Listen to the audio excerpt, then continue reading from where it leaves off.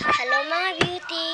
Maglilinis tayo ng kwarto natin kaya matutulog na tayo.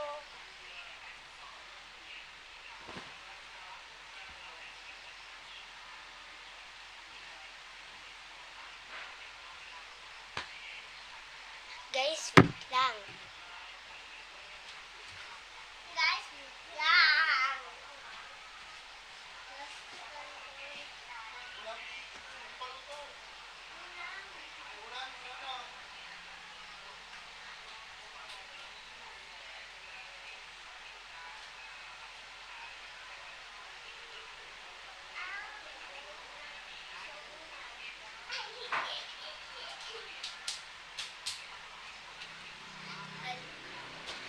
Hello mga beauty!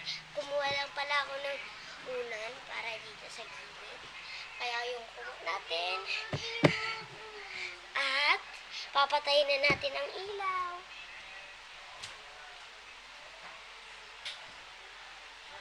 Up! Sumilaw. Bakit? Sa. Mga beauty, pinagalitan ako.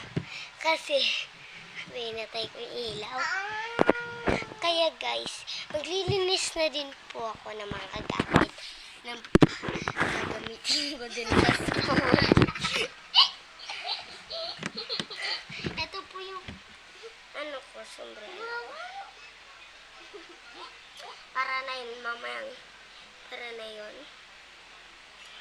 Tapos guys, ayusin na natin yung mga gamit natin guys. Kaya, babay na. Punta na sa part 2.